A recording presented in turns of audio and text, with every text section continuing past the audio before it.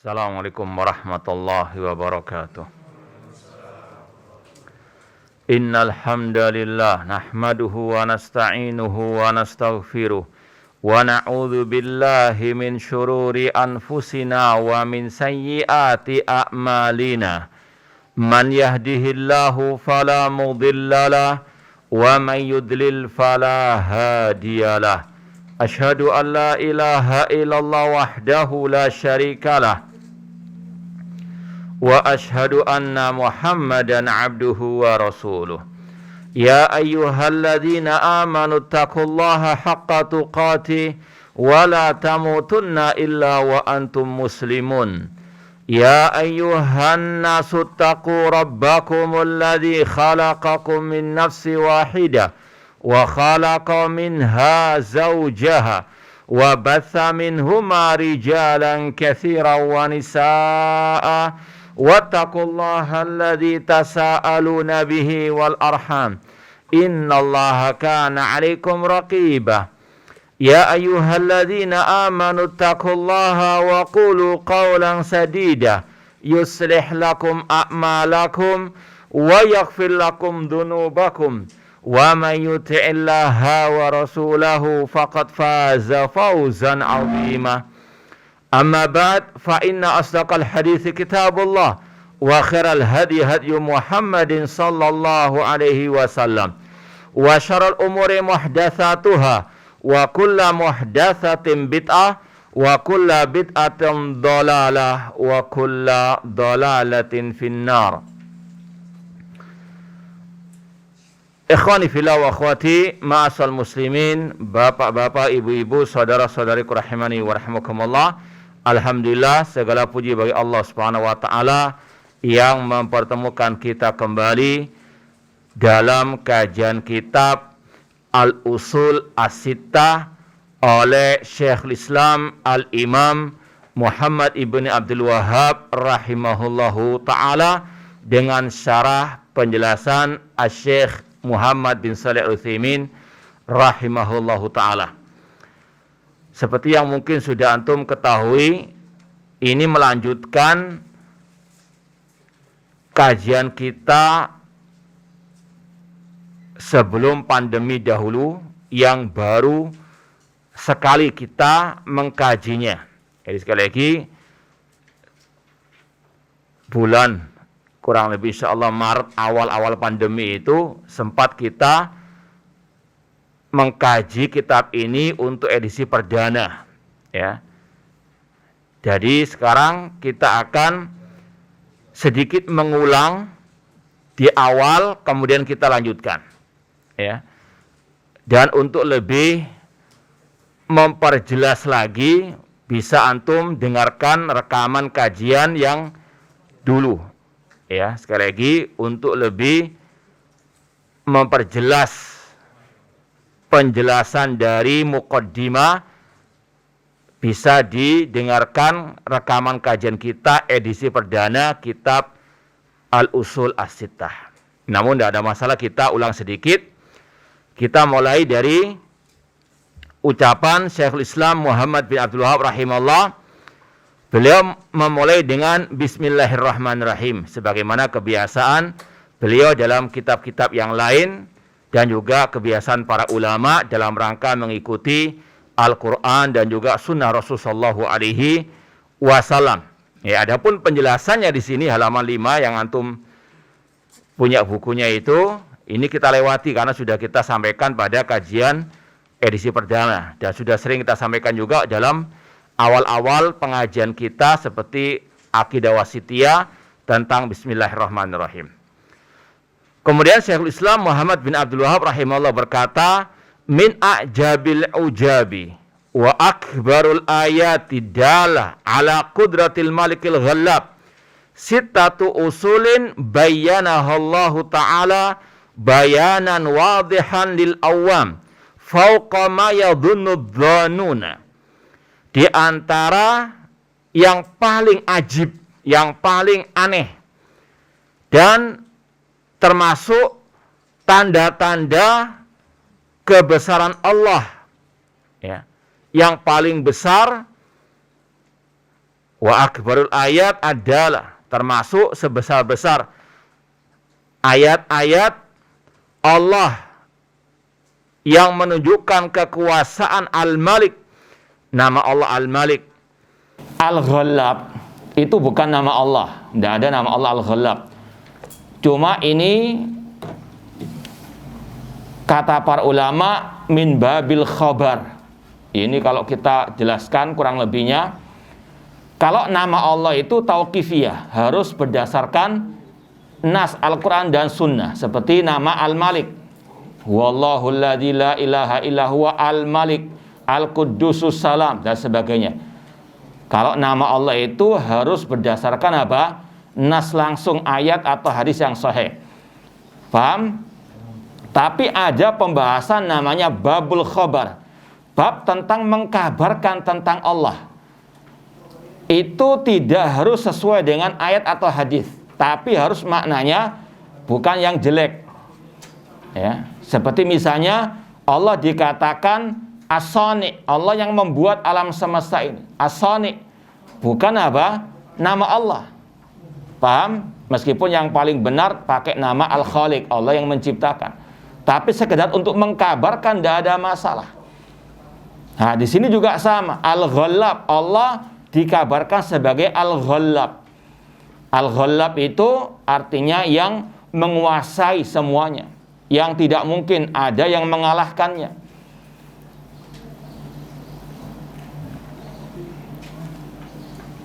Ini pernah kita lewati dalam beberapa pembahasan kitab As-Salaf, ya. Kemudian kata beliau, di antara yang paling aneh, dan ini juga termasuk ayat-ayat Allah yang paling besar yang menunjukkan kekuasaan Allah Al-Malik Al-Ghallab, yaitu sittatu usul, 6 prinsip agama yang Allah jelaskan dengan penjelasan yang terang benderang bagi orang awam. Ya, ini bagi orang awam sebetulnya sudah terang benderang, sudah jelas. Kalau istilah kita, lebih terang daripada matahari di siang bolong. Ya. Fauqa ma yadhunnu dhanun, lebih dari yang dikira oleh orang-orang yang mengira. Summa ba'da hadza ghalita fiha katsirun min adzki'il alam. Akan tetapi meskipun seterang itu 6 prinsip ini, banyak orang-orang yang punya IQ yang tinggi, orang yang pintar, yang cerdas secara mungkin akademik, ya. Orang yang akalnya luar biasa menurut manusia, ya. Akan tetapi tidak memahami 6 prinsip dasar yang terang benderang, yang itu sebetulnya terang benderang bagi orang awam. Tapi banyak orang-orang yang pintar, bahkan yang mungkin gelarnya profesor, doktor, mereka menyimpang, bahkan jahil, tidak paham hal seperti ini. Ya, ini yang kita jelaskan panjang lebar di awal kajian kita, kitab Al-Usul As-Sittah. Ma'asal muslimin, ikhwani fillah wa akhwati rahimani wa rahimakumullah. Apa saja 6 prinsip dasar agama ini, ya, di syarah halaman 6 itu, coba antum lihat yang bawah sendiri, halaman 6, Syekh Muhammad bin Shalih Al-Utsaimin rahimahullah ta'ala mengatakan, Syekhul Islam Muhammad ibn Abdul Wahhab rahimahullah lahu inaya birasail mukhtasara. Syekhul Islam Muhammad bin Abdul Wahhab rahimahullah punya perhatian khusus tentang penulisan karya-karya ilmiah yang ringkas namun padat isinya. Ya. Coba di sini siapa yang bisa menyebut beberapa karya beliau? Nah, sudah tidak asing lagi. Nah, apa saja? Salasatul usul atau al-usul salasa. Siapa yang tahu bedanya salah satu usul dan usul salasa. Kalau terjemahannya kurang lebih 3 landasan agama. Ada yang bisa menjawab secara ringkas apa bedanya al-usul salasa dengan salah satu usul secara hakikatnya?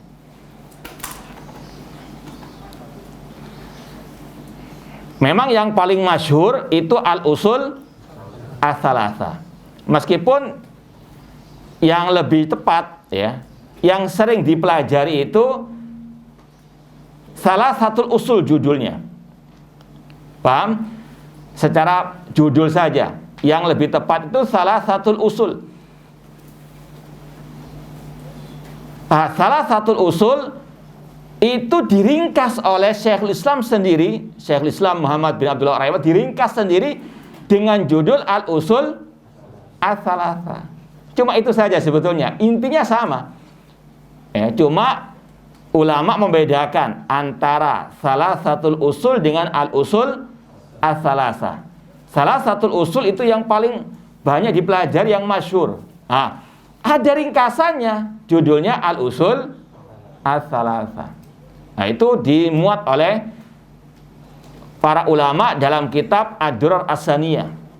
Ya, ada kitab kumpulan makalah dan tulisan Syekhul Islam Muhammad bin Abdul Wahab rahimahullah yang masyhur, judulnya Ad-Durar As-Saniyah. Kalau tidak salah di rumah saya ada 13 jilid itu. Nah, jilid pertama dimuat yang namanya Al-Usul As-Salasa. Itu ringkasan dari apa? Salah satu usul. Tapi ya nggak terlalu berpengaruh lah. Ya, cuma kalau mau lebih tepat lagi, salah satu usul itu aslinya Al-Usul Salasa itu apa? Ringkasannya. Nah, kemudian apa lagi? Karya beliau yang ringkas namun padat isinya. Ya, kasus syubhat alhamdulillah sudah kita pelajari. Yang ketiga apa? Al-Qawaidul Arba. Apa lagi? Yang masyhur juga yang kita pelajari. Kitab apa? At-Tauhid. Kitab At-Tauhid. Ada Fadlul Islam dan seterusnya. Di sini beliau menulis ya, Al-Usulu Sittah atau Sittatul Usul. 6 prinsip dasar agama yang terang benderang. Beliau punya. Ada juga tadi Al-Qawaidul Arba, 4 kaidah. Ada Al-Usul Salasa atau salah satu usul, 3 landasan pokok agama. Beliau juga ada makalah tentang 5 prinsip dasar agama juga. Ini semuanya sesuai dengan bidangnya atau sesuai dengan arahnya. Beliau sering memakai angka ini mengikuti Rasul SAW. Kan dalam hadis sering Rasul mengatakan sab'atun yudhilluhumullah fi dhilli yauma la dhilla illa dhillu. Ada 7 golongan manusia yang akan Allah naungi di hari yang tidak naungan pada waktu itu. Rasul mengatakan salasun man kunna fi wajada bina halawatal iman. Ada 3 hal yang jika seseorang memilikinya dalam dirinya, maka dia akan merasakan nikmatnya iman. Banyak kan Rasul memakai angka-angka tersebut. Tujuannya lebih mudah untuk dihafalkan, diingat. Ya, di sini juga demikian. Apa 6 prinsip dasar agama yang terang benderang? Kata Syekhul Islam Muhammad bin Abdullah rahimahullah di sini, yang pertama al-ikhlas wa bayanu diddi wa huwa syirk. Masalah tauhid dan syirik ini terang benderang ya. Tapi masih banyak orang yang menyimpang. Kemudian al-asl tsani al-ijtima' fid din wa nahyu an tafarruq fi. Bersatu di atas agama Allah, bersatu di atas tauhid dan sunnah Rasulullah SAW, dan larangan dari berpecah belah. Ini juga sama, banyak yang menyimpang dari persatuan yang hakiki. Bahkan ada yang membolak-balikkan fakta. Tauhid dikatakan memecah belah umat, syirik dikatakan mempersatukan umat, naudzubillah min dalik. Sunnah dikatakan memecah belah umat, bid'ah dikatakan menyatukan umat. Yang membantah kesesatan dikatakan membuat keributan, yang membuat syubhat dikatakan menyatukan, yang membuat syubhat lemah lembut, yang membantah dikatakan kasar, keras dan sebagainya. Ini dibolak-balikannya fakta tersebut, padahal ini hakikat yang terang benderang. Kemudian yang ketiga kata beliau asam wa ta'ali ulatil amr. tentang masalah mendengar dan taat kepada pemimpin kaum muslimin dalam hal yang tidak bermaksiat kepada Allah Subhanahu wa taala. Kitab-kitab akidah ulama salaf banyak memuat pembahasan ini. Ya, namun masih banyak juga yang menyimpang. Ini sebetulnya sudah terang benderang. Ya, akidah Ahlussunnah tentang pemimpin kaum muslimin lebih terang daripada siang, atau lebih terang daripada matahari di siang bolong. Tapi masih banyak juga yang menyimpang. Bukan hanya orang-orang yang awam, bahkan yang gelarnya profesor doktor, bahkan yang mengaku Ahlussunnah, yang mengaku dai salafi juga, naudzubillah min dzalik. Ini yang dibahas oleh Syekhul Islam Muhammad bin Abdullah. Ini terang benderang sebetulnya. Orang-orang awam sebetulnya sudah paham hal ini. Ya, awamnya Ahlussunnah terutama. Ya, namun yang lebih istilahnya IQ-nya lebih tinggi, naudzubillah min dzalik, masih kok menyimpang. Kemudian yang keempat, al-asr rabi bayanul ilmi wal ulama wal fiqhi wal fuqaha wa man tashabbaha bihim wa laysa minhum. Tentang masalah siapa ulama, dai yang sejati, yang layak untuk diambil ilmunya, dan mana yang ngelama. Istilahnya begitu. Yang pura-pura jadi ulama. Ini sebenarnya terang benderang. Ya. Sekali lagi, namun mengapa kok masih banyak yang menyimpang? Kemudian yang kelima, bayanu manhum auliya Allah. Demikian pula tentang siapa wali Allah dan siapa wali syaitan. Sebetulnya orang yang awam, yang alal fitratis salimah, paham, bisa membedakan mana itu aulia Allah dan mana aulia syaitan. Ya, namun masih banyak juga yang menyimpang. Bahkan orang gila pun dikatakan wali Allah, naudzubillah min dzalik. Ya. Yang keenam, al-asus sadis raddu syubha allati wada'aha syaitan fi tarkil Qur'ani was sunnah. Bantahan terhadap syubhat yang dibuat-buat oleh syaitan untuk manusia meninggalkan Al-Quran dan Sunnah Rasulullah SAW. Nah, sekarang kita masuk langsung ke Al-Aslul Al-Awwal, halaman 7. Syekhul Islam Muhammad bin Abdul Wahhab rahimahullah ta'ala berkata, Al-Aslul Awwal ikhlasuddin lillahi ta'ala wahdahu la syarikalah. Mengikhlaskan agama hanya untuk Allah semata, tidak ada sekutu baginya. Wa bayanu diddihi, itu kalau yang bisa disakali dirubah, wa bayanu diddihi dengan kasrah mudhaf ilaih, wa bayanu diddihi, dan penjelasan tentang lawan dari al-ikhlas, yaitu asyirku, alladhi huwa syirku billah. Dan inilah metode Al-Quran, menjelaskan tentang tauhid dan memperingatkan dari kesyirikan. Wa'budullah wa la tusyriku bihi syai'a. Beribadalah kepada Allah semata dan jangan berbuat kesyirikan. Wa kaunu aktsaril Qur'an fi bayani hadal asal min wujuhin syatta bi kalamin yafhamu abdadul ama. Bahkan kebanyakan isi Al-Quran tentang masalah tauhid. Ya, kata beliau, bahkan Al-Quran isinya itu kebanyakan tentang al-ikhlas lillahi ta'ala, ya, mengikhlaskan agama untuk Allah alias tauhid, dari beberapa atau dari berbagai sisinya. Ini sekali lagi tolong didengarkan lagi lebih jelasnya rekaman kajian kita yang pertama tentang al-usul sittah ini. Kita nukilkan dari ucapan Syekh Shalih bin Fauzan. Ya. Kalau kita ringkas misalnya, dari surat pertama Al-Quran Al-Fatihah isinya tentang tauhid.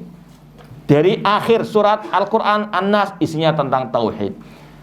Kemudian ayat-ayat tentang hukum-hukum itu berkaitan dengan tauhid, karena itu merupakan konsekuensi tauhid.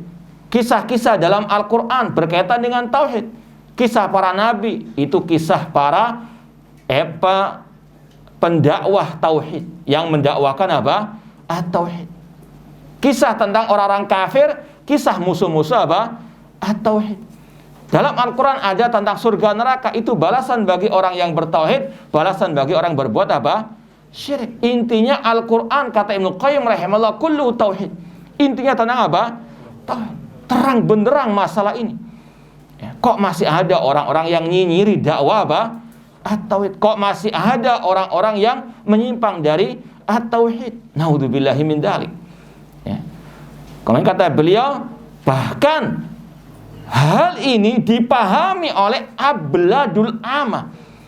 Ini bahasa kalau kita katakan orang yang paling goblok sekalipun dalam masalah akademiknya, namun kalau fitrahnya di atas fitrah yang salimah, paham Al-Quran isinya tentang apa? At-tauhid. Ya. Inilah yang disayangkan oleh beliau. Kok ada orang-orang yang azkiya al-alam, orang yang pintar. Makanya antum jangan heran kok, ini gelarnya profesor doktor kok ngomongnya kok gini, kok ini melecehkan agama, ini kok menyimpang dari manhaj ahli sunnah. Jangan heran. Kata Syekhul Islam Ibnu Taimiyah rahimahullah, mereka ini utu zakaan walam yu'tu zakaan, diberikan kecerdasan namun tidak diberikan kesucian akidah, kesucian manhaj dan kesucian agama. Ya, sekali lagi, inilah memang al-waqi', kenyataan yang tidak bisa apa? Dipungkiri. Bahkan kata beliau, masalah tauhid syirik ini orang-orang, ya sekali lagi kalau sesuai dengan terjemahan abladul ama, yang paling bodoh, yang paling goblok, itu paham. Ya, kalau selama di atas fitrah yang as-salimah. Ya, contoh yang sudah sering kita juga pernah bantah sebagian orang-orang yang mungkin tadi pintar secara akademiknya, mendapatkan gelar doktor, tapi jatuh ke dalam syirik dalam asma wa sifat, meramal nasib orang. Ya, si fulan akan jadi mu'allaf, masuk Islam pura-pura, kemudian akan menjadi calon presiden dan akan jadi presiden 2019. Ya. Orang awam yang di atas fitrah salimah tahu ini ramalan dukun. Ya. Kok masih berkilah mengatakan ini ijtihad sebagaimana ijtihadnya para ulama. Ini orang yang sekali lagi orang paling goblok pun dari orang-orang yang bertauhid paham ini adalah apa? Ramalan nasib orang. Paham? Betul enggak? Ya, kalau antum enggak usah, nah ini berarti antum sama juga. Na'udzubillahi min dzalik. Paham ini mana itu ramalan, mana itu apa? Ijtihadnya para ulama. Abladul ama paham. Ini syirik dalam tauhid asma wa sifat. Makanya sudah kita nukilkan juga ucapan Syekh Abdul Malik Ramadhani hafidhallahu taala dalam kitab beliau Khurafat Harakiyin ketika membantah seorang dokter juga dari Mekah yang dia meramal waktu itu kejatuhan atau jatuhnya negara Yahudi di Palestina tahun 2012 waktu itu gak salah. Beliau mengatakan kalau dokter ini ketemu orang awam dari ahli sunnah akan diajari tauhid yang benar, gak boleh meramal. Sekali lagi inilah kenyataan yang pahit yang harus kita hadapi. Orang-orang yang bahkan gelarnya dokter sekalipun, meskipun dari kota Madinah, naudzubillah min dzalik, ucapannya jauh menyimpang. Bahkan sekali lagi lebih baik orang awam yang di atas fitratis salimah. Ya. Tsumma lamma sara ala aktsaril ummah masara azhara lahumus syaitan al-ikhlas fi surati tanaqqusis salihin wa taksir fi huquqihim. Ketika telah terjadi apa yang terjadi dari kenyataan menyebarnya at-tauhid, maka syaitan menampakkan bahwasanya tauhid itu seolah-olah melecehkan orang-orang soleh. Ini semuanya memutarbalikkan fakta. Ketika kita mengatakan jangan kalian meminta-minta kepada wali yang telah mati, berarti kalian meremehkan, melecehkan para wali. Ya. Ketika kita tidak mau, misalnya beristighosah, naudzubillah min dzalik, kepada yang telah mati, dikatakan kalian melecehkan, memperolok para wali. Ini talbisus syaitan. Sebaliknya, Wa adhara lahumus syirka billah fi surati mahabbatis shalihin wa atba'ihim. Dan mereka menampakkan kesyirikan dalam bentuk cinta orang yang soleh. Ya. Kata mereka, kita tawassul, tabarruk kepada yang telah mati dari para wali-wali itu dalam rangka apa? Cinta. Dan namanya cinta nggak butuh dalil. Naudzubillahi min dzalik. Ya, yang dibahas bukan masalah cintanya, namun bagaimana mereka mewujudkan cintanya dengan tabarruk, tawassul, dan juga minta-minta kepada yang telah mati tersebut. Apa bedanya dengan kelakuan orang-orang dari kaum Nabi Nuh alaihissalam? Seperti yang sudah kita lewati dari penjelasan Syekhul Islam Muhammad bin Abdul Wahhab rahimahullah dalam kasus syubhat. Ya, kaum Nabi Nuh mereka juga apa? Cinta kepada wali-wali yang saleh sampai mereka menyembah 5 wali saleh tersebut. Wa qalu la tadarunna alihatakum wa la tadarunna waddan wa la su'an wa la yautha wa ya'uqa wa nasra. Kaum Nabi Nuh mengatakan, jangan kalian meninggalkan sesembahan kalian. Jangan kalian meninggalkan Wad, Suwa, Yaghus, Ya'uq dan Nasra. 5 orang saleh yang mereka cintai namun berlebihan sampai menyembah 5 wali tersebut, sehingga Allah turunkan utus Nabi Nuh untuk mengeluarkan mereka dari kesyirikan kepada at-tauhid. Itu ucapan Syekhul Islam Muhammad bin Abdul Wahhab rahimahullah, dan ini juga sudah pernah kita baca di kajian yang pertama. Sekarang kita baca syarah dari Syekh Muhammad bin Shalih Al-Utsaimin rahimahullahu taala. Al-ikhlas lillahi maknahu an yaksidal mar'u bi ibadatihi ataqarrab ila Allah ta'ala wa tawassul ila dari karamatihi. Namanya ikhlas karena Allah adalah seseorang itu meniatkan dalam ibadahnya untuk mendekatkan diri kepada Allah dan untuk sampai kepada surga Allah Subhanahu wa taala. Ini namanya al-ikhlas. Ya, ini disampaikan di awal 6 prinsip dasar. Wallahu alam, karena inilah salah satu metode para ulama ketika menulis kitab-kitab hadis, dimulai dengan hadis apa? Innamal a'malu binniyat. Ya, sebagaimana Imam Al-Bukhari dalam kitab sahihnya awal hadis tentang innamal a'malu binniyat. Imam Nawawi dalam kitabnya apa? Arba'in Nawawiyah memulai dengan innamal a'malu binniyat.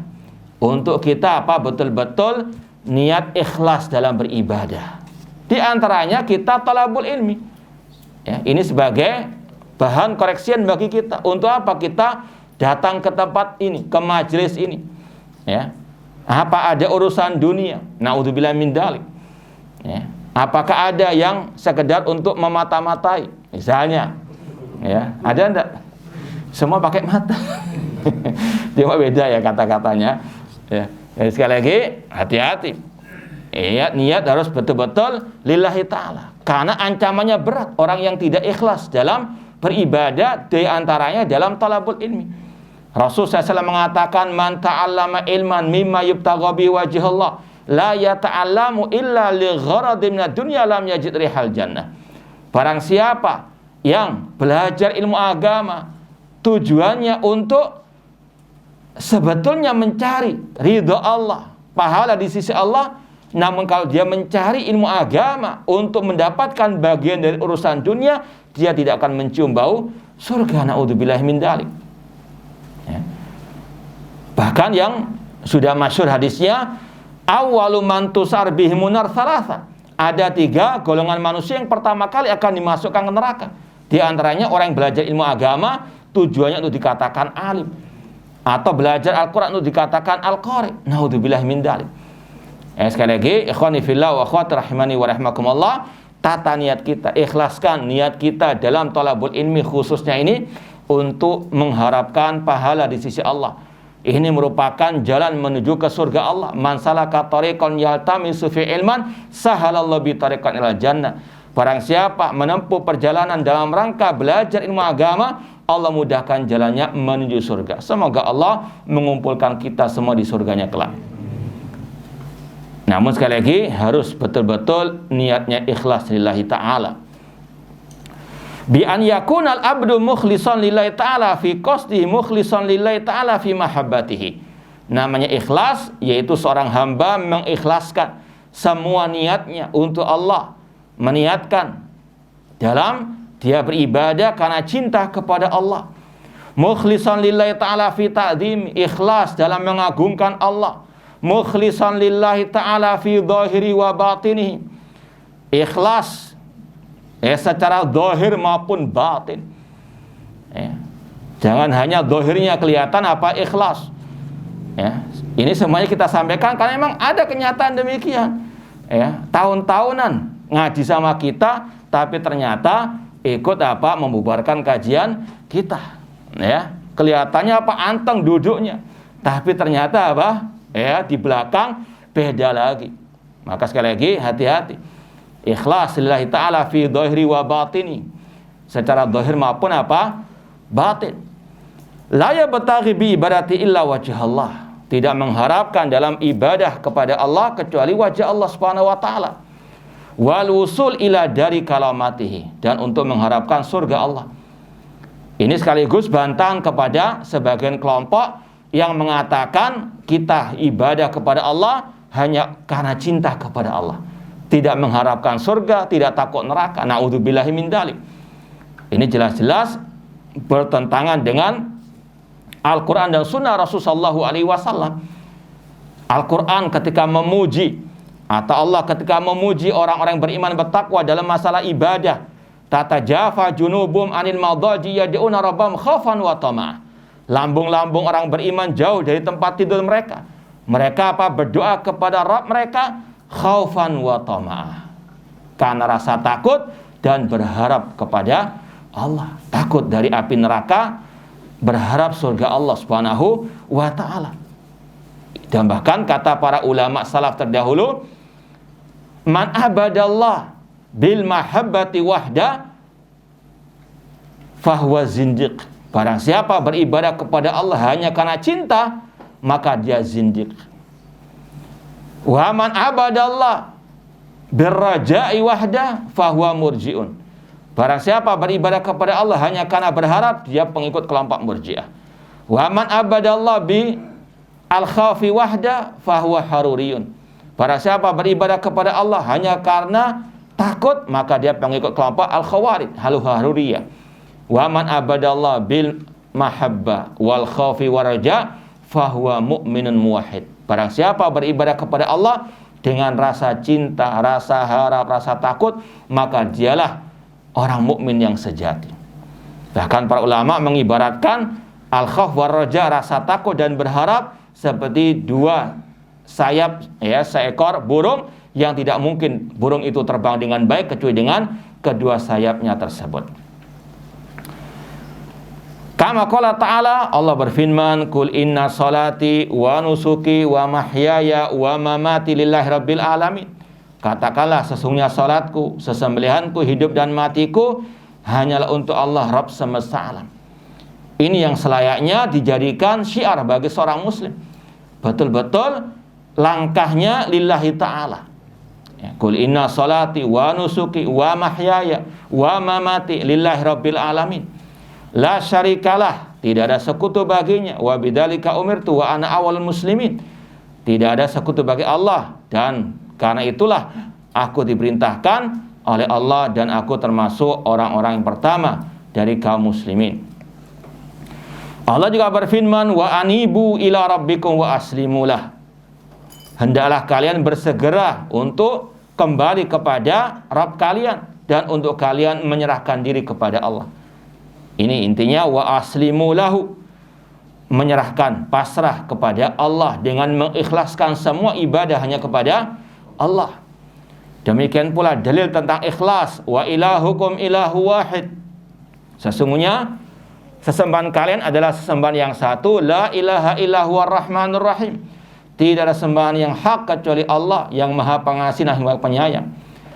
Demikian pula wa fa ilahukum ilahu wahid falahu aslimu.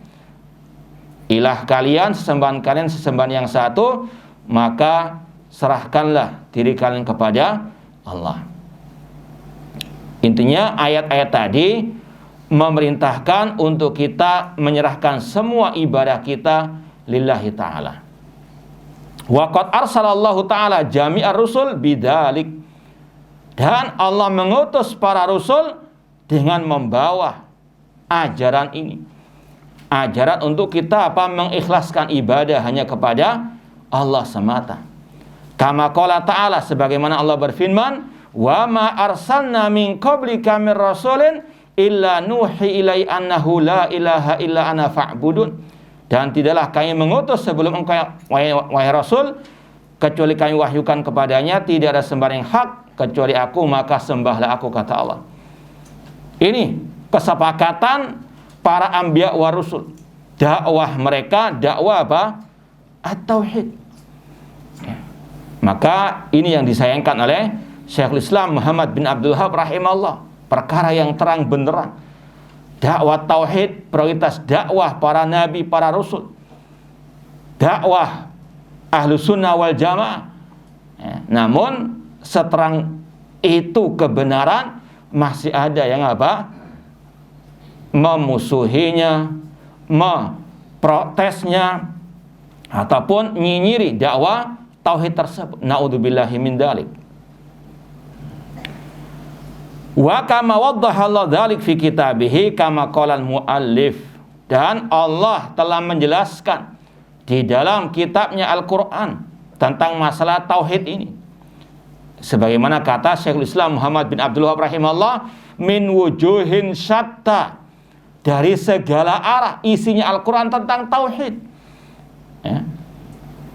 Yafhamuhu abladul amma, yang dipahami oleh orang yang paling bodoh sekalipun dari ahli sunnah yang di atas fitratis salimah. Mereka paham dakwah tauhid, dakwah yang harus diprioritaskan, yang harus diutamakan.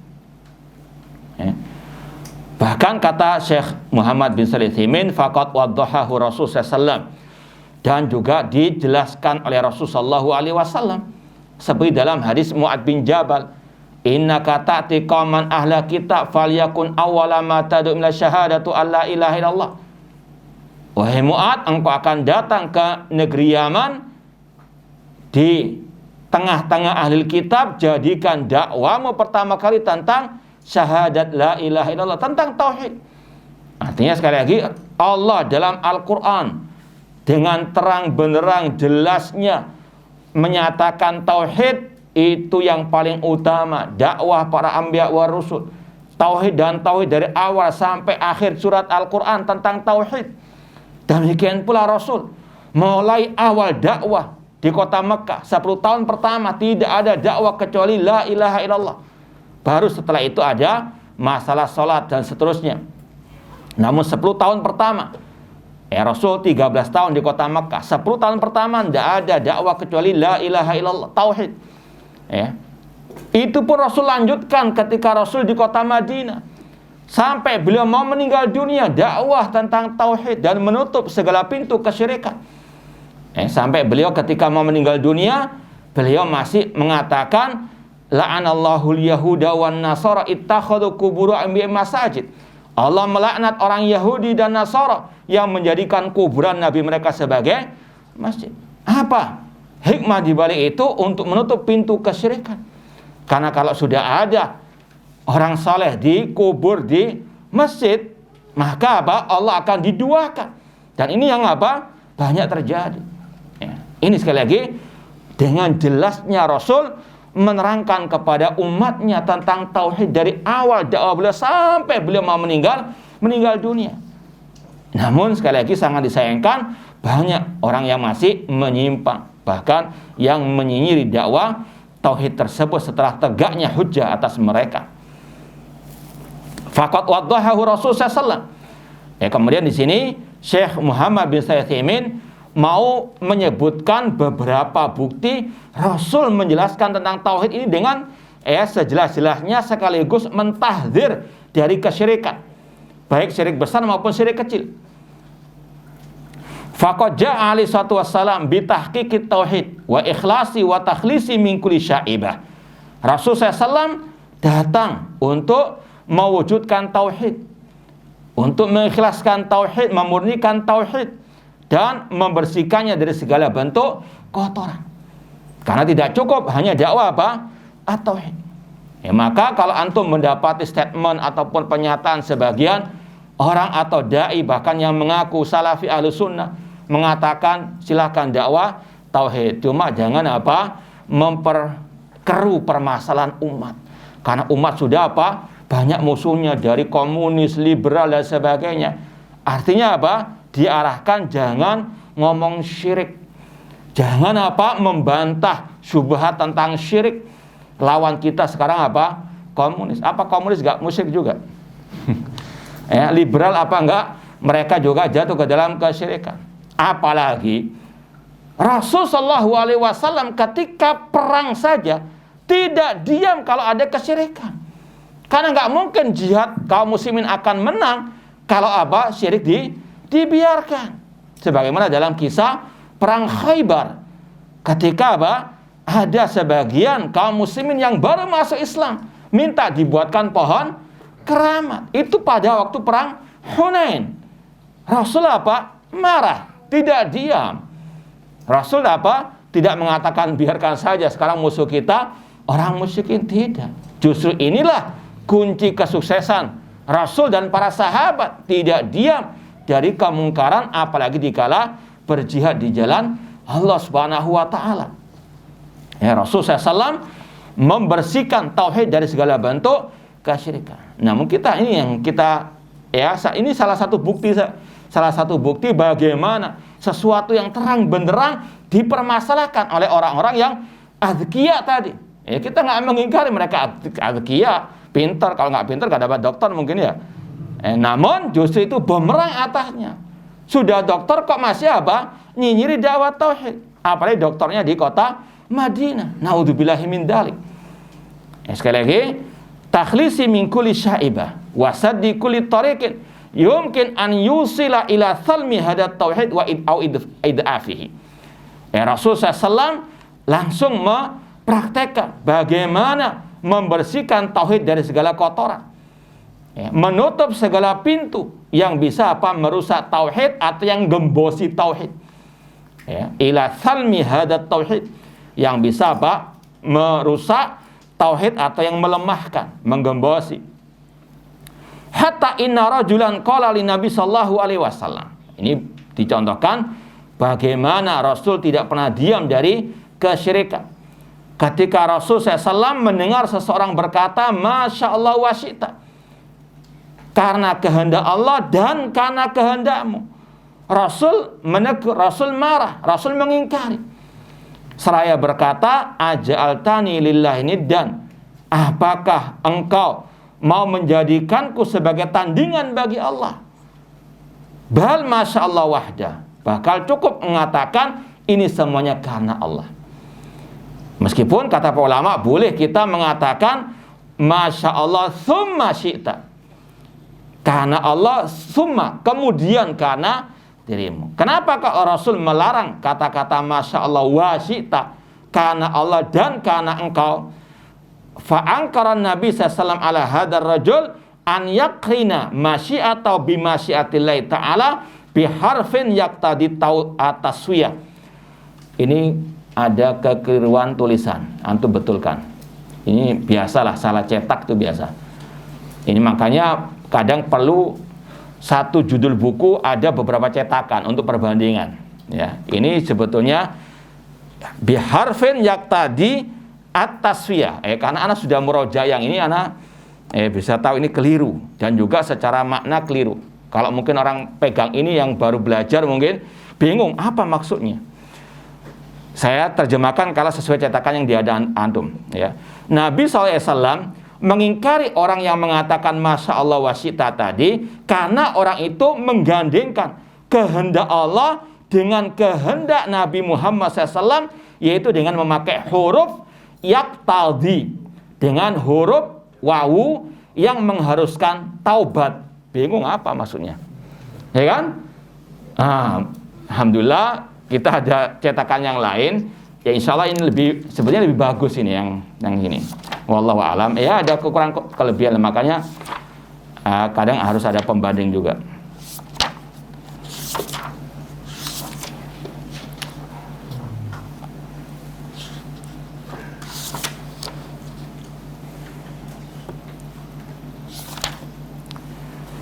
Taib. Nah ini di halaman, kalau ini karena ini sudah kita pernah sampaikan, ini al-usul sittah gabung dengan syarah kasus syubhat. Syarah kasus syubhat dan syarah usul sittah oleh Syekh Muhammad bin Utsaimin ya. Nah, ini halamannya 145 di tempat ini. Ini kalau antum tadi coret yang taubat, kata-kata taubat antum coret, antum ganti dengan kata-kata at-taswiyah yang bisa bahasa Arab, yang nggak bisa ya sudah fatakallah, maksud cuma coret saja. At-taswiyata yaqtadi at-taswiyata ya, alif lam kemudian ta kemudian sin wawu ya ta marbutah. At-taswiyata bainahuma,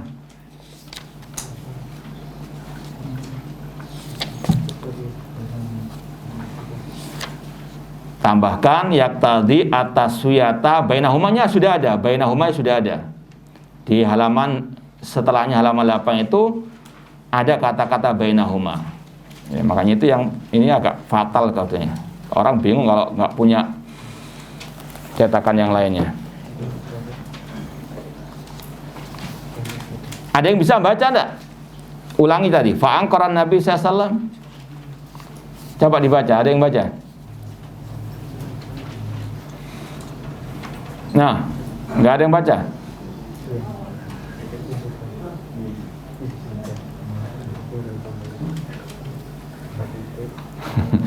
Baik, intinya Nabi SAW mengingkari orang itu karena menggandengkan antara kehendak Allah dengan kehendak Nabi Muhammad SAW dengan memakai huruf yang mengharuskan at-taswiyata. At-taswiyah persamaan. Ya, dalam bahasa Arab wawu menunjukkan persamaan di situ. Masya Allah wasyita, Rasul marah, Rasul menegur karena ada unsur menyamakan Allah dengan Rasul SAW atau menyamakan Rasul dengan Allah Subhanahu wa ta'ala. At-taswiyata bainahuma. Wa ja'ala dzalika min ittikhadin nidda lillah azza wa jalla. Bahkan Rasul menganggap itu berarti menjadikan tandingan bagi Allah. Kelihatannya sepele ya, Masya Allah wasita. Tapi inilah bagaimana semangat antusiasnya Rasul untuk mengembalikan umat kepada at-tauhid. Bukan malah nyinyiri tauhid. Rasul sekali lagi semangat antusias bagaimana memurnikan tauhid. Ya. Bukan malah yang membantah syirik ataupun penyimpangan dalam masalah akidah, malah apa? Dimusuhi dan dinyinyiri. Ini sekali lagi beda dengan ajaran Rasulullah SAW atau metode manhaj ar-Rasul. Rasul tidak tinggal diam kalau ada kesalahan, meskipun secara asal mungkin bagi orang-orang, kebanyakan orang-orang, apa sih kok gini aja dipermasalahkan, hanya karena apa? Tapi tidak. Rasulullah SAW sangat teliti, sangat detail dalam masalah apa? Akidah dan tauhid. Wa min dzalika aidan, dan juga dari ucapan Nabi tadi itu kelihatannya lembut atau kasar atau keras.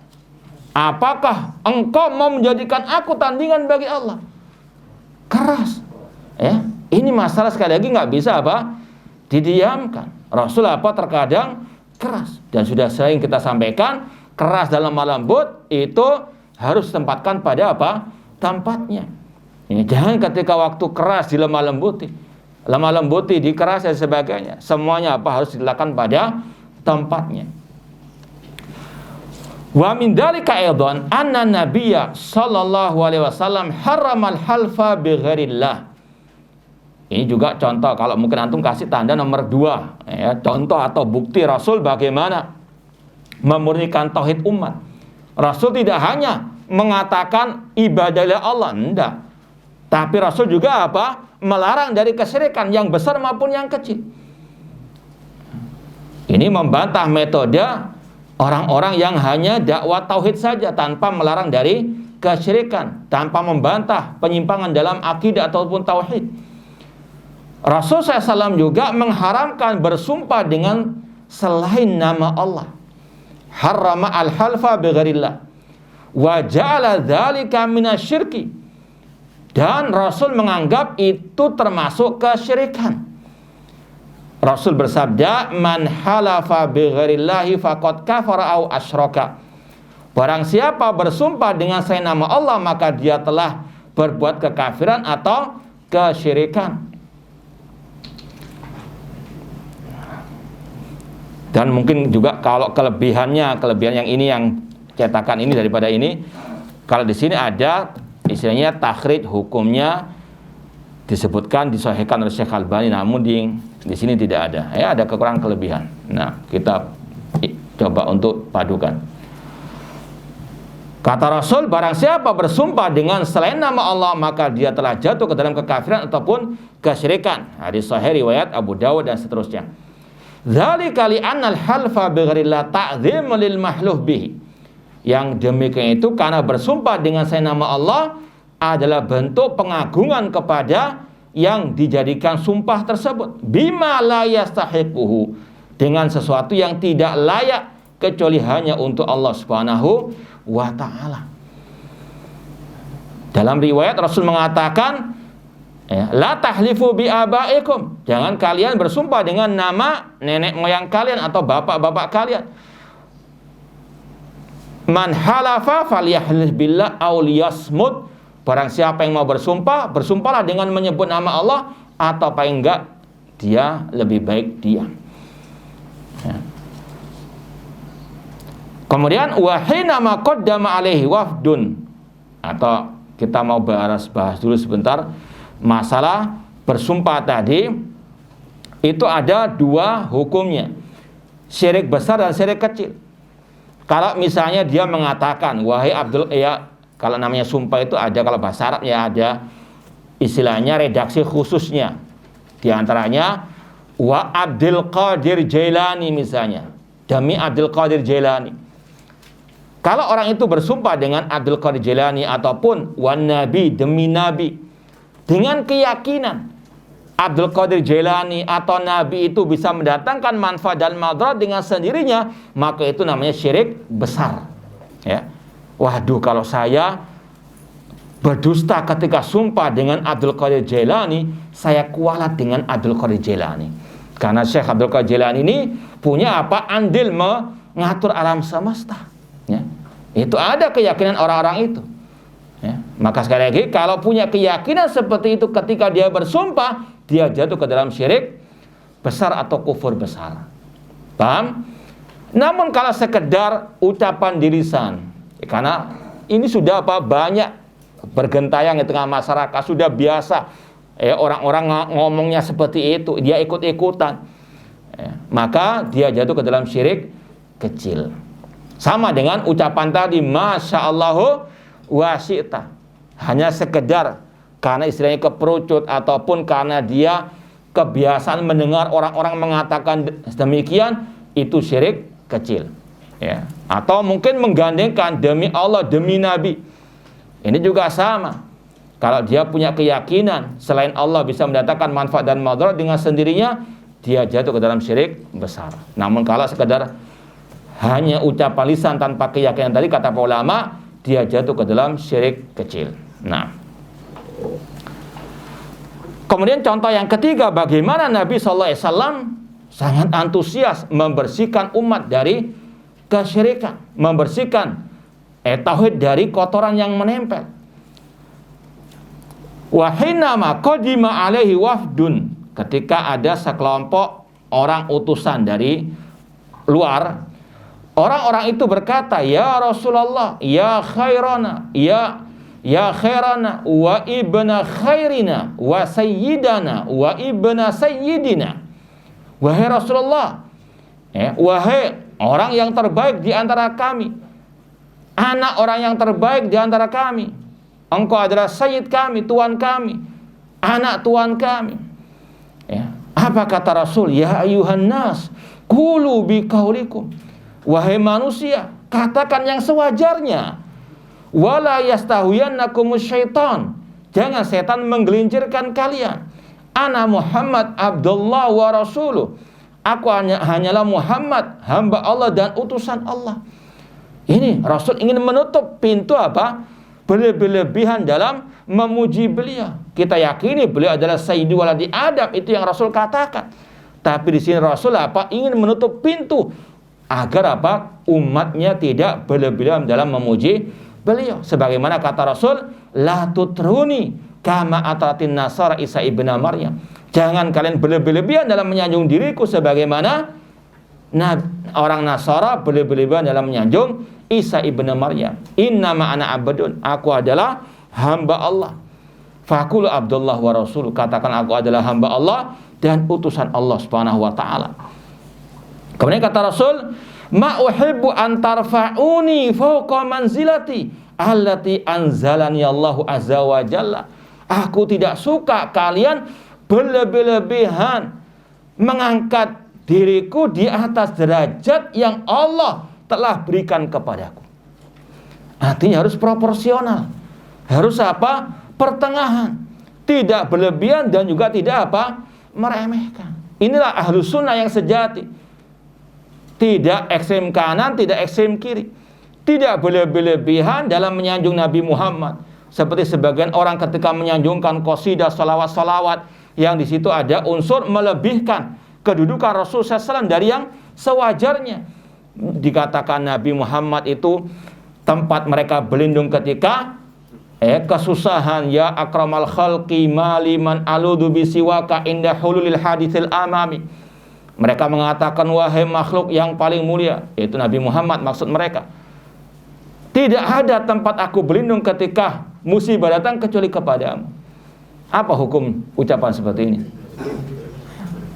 Berlindung kepada Allah. Qul a'udzu birabbil falaq, qul a'udzu birabbin nas. Bahkan Nabi SAW berlindung kepada Allah.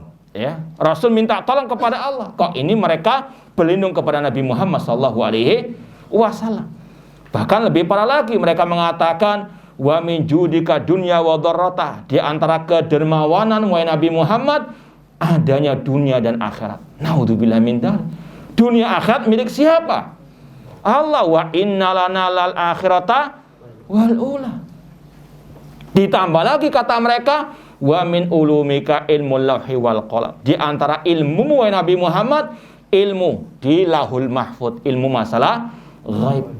Tahu enggak Rasul masalah ghaib?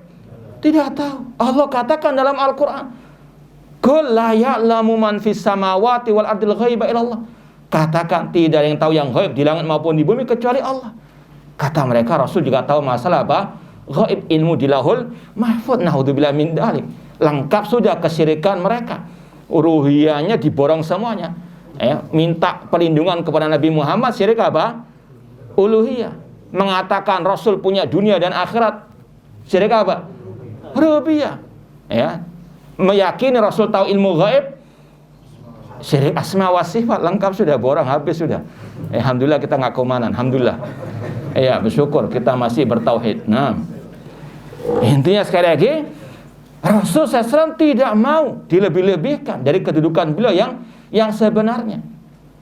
Kalau kita mau tambahkan lagi, ada juga kisah Rasul mendengar ada seorang budak perempuan mengatakan di hadapan Rasul, wa fina nabiyyun ya'lamu ma fi ghadi.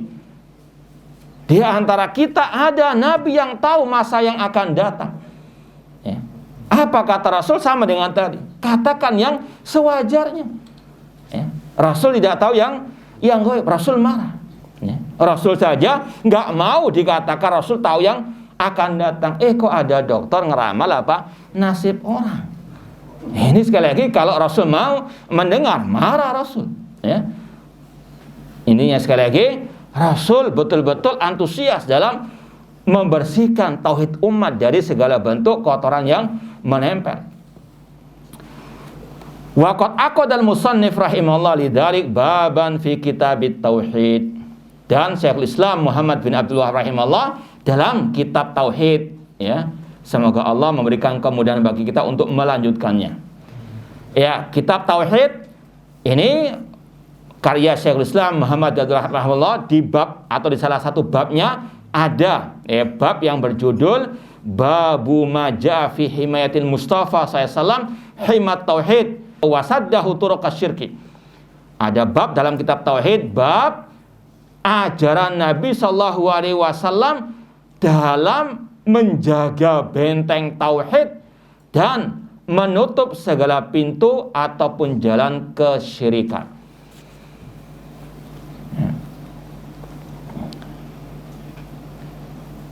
Ma'asal muslimin ikhwani fillah wa akhwati rahimani wa rahimakumullah. Ya, saya rasa mungkin cukup untuk kajian hari ini sampai di sini. Kalau mungkin ada pertanyaan, tafadhalu, insyaallah kita akan lanjutkan pada pertemuan yang akan datang. Wallahu taala a'lam.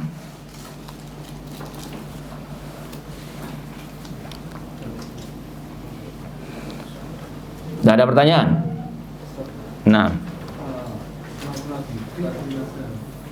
Kenapa? Saya pernah dari nasihat Iya. jika saya mau share soal masalah mau nabi. Iya.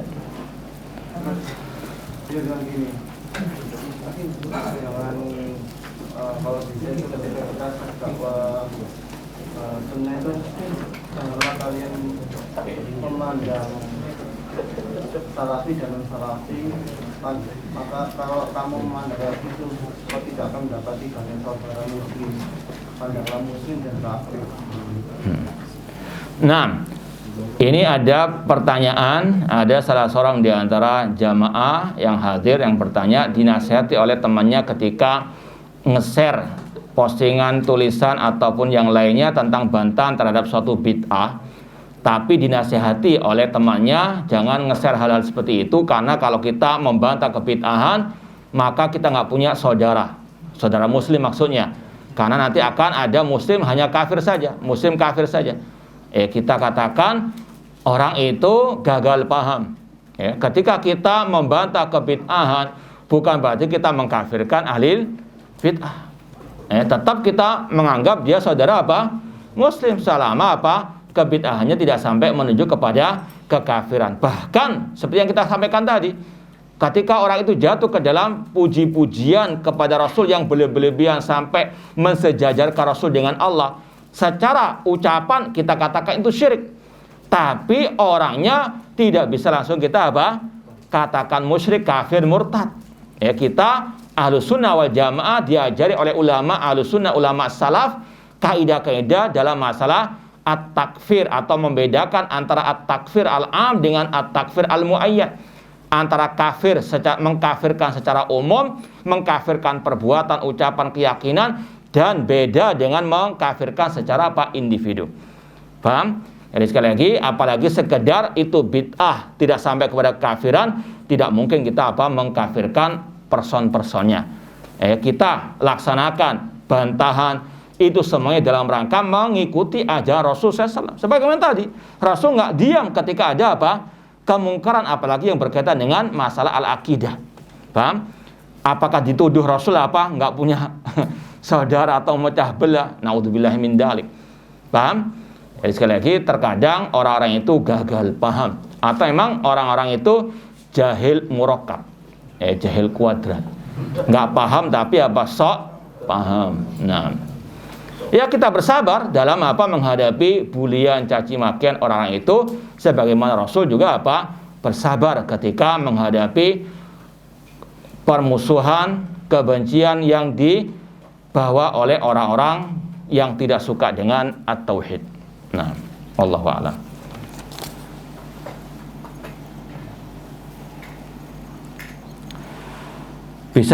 Bisa dijelaskan, barang siapa beribadah kepada Allah hanya berharap, maka masuk ke dalam murji'ah. Ya, kelompok murji'ah mereka ini mengatakan atau punya prinsip iman hanyalah ucapan dan keyakinan. Amal bukan termasuk bagian daripada apa? Nah, dan mereka punya prinsip orang yang berbuat dosa tetap sempurna imannya. Karena mereka mengatakan tadi, amal bukan bagian daripada apa? Amal apapun yang dilakukan oleh manusia, sejelek apapun dilakukan oleh manusia, tidak mempengaruhi apa? Iman. Mereka ini banyak mengambil ayat-ayat tentang masalah janji-janji Allah. Allah Ghafurur Rahim. Ya, enggak apa-apa buat dosa karena apa? Allah Ghafurur Ar-Rahim. Ini orang yang ketika beribadah kepada Allah modalnya hanya roja, berharap saja, maka dia sekali lagi masuk dalam kategori kelompok Murji'ah. Mereka hanya mengambil potongan atau sepotong-sepotong dari ayat Al-Quran, yaitu ayat tentang tadi janji-janji Allah. Mereka lupa tentang ancaman Allah Subhanahu wa Ta'ala. Allah banyak menggandengkan antara Allah Ghafurur Rahim dengan Allah Syadidul Iqab, Allah yang maha keras azabnya. Itu yang tidak diambil oleh kelompok Al-Murji'ah. Maka itu penjelasan mengapa ulama salaf tadi mengatakan barang siapa beribadah kepada Allah hanya bermodal berharap saja, maka dia pengikut kelompok Murji'ah. Kalau kita lihat para salafus saleh, para sahabat Rasul, bagaimana takutnya mereka ketika selesai beribadah, jangan sampai ibadah mereka ditolak oleh Allah Subhanahu wa Ta'ala. Ini sekali lagi adalah manhaj salaf, akidah salaf yang membedakannya dengan kelompok Al-Murji'ah. Wallahu a'lam. Ada yang lain? Kalau tidak ada, kita akhiri.